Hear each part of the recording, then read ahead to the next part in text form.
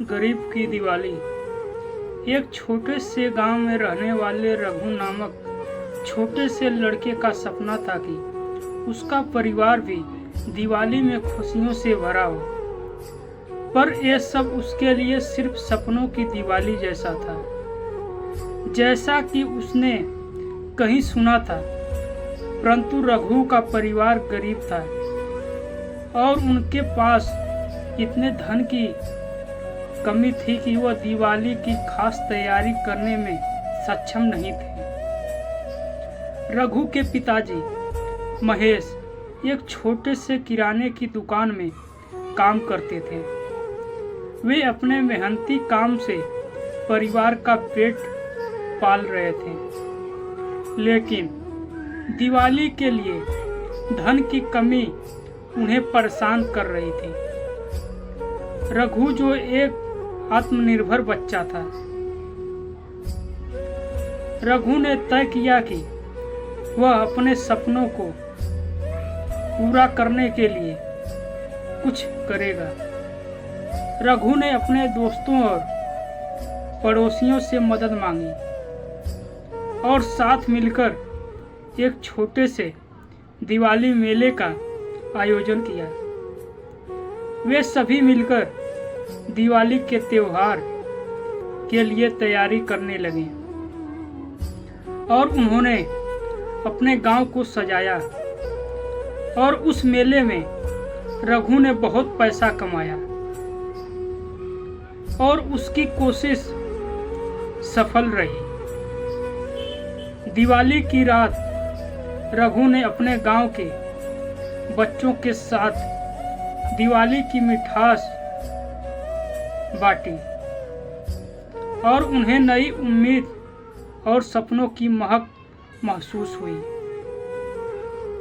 उन्होंने गरीबी के बावजूद सुख की ऊंचाई को छूने का संदेश दिया। रघु ने सीखा कि सपने हमें महसूस होते हैं और उन्हें पूरा करने के लिए हमें मेहनत की आवश्यकता होती है।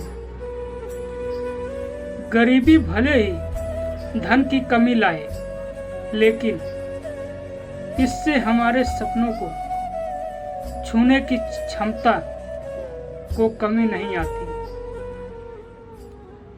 दिवाली के बाद रघु ने नए उत्साह और आत्मविश्वास के साथ मेहनत की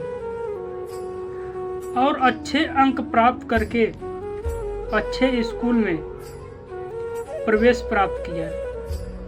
उसका सपना पूरा हो था। रघु ने न केवल अपने परिवार की जिम्मेदारियों को संभाला, बल्कि उसने भी अपने साथी गरीब बच्चों की मदद की। एक दिन रघु ने गरीब बच्चों के लिए एक शिक्षा केंद्र खोला, जहां उन्हें मुफ्त में पढ़ाई के अवसर मिलते थे। उसने इन बच्चों को नए सपनों की ऊंचाई में ले जाने का संकल्प किया। रघु का कार्य क्षेत्र बढ़ता गया और उसने गरीबी की खिलाफ जागरूकता बढ़ाने के लिए कई पहल की।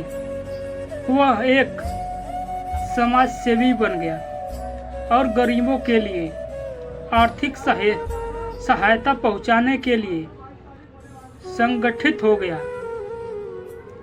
रघु ने दिखाया कि गरीबी सिर्फ एक स्थिति है, लेकिन सपनों की महक हमें सफलता की ऊंचाई तक पहुंचा सकती है।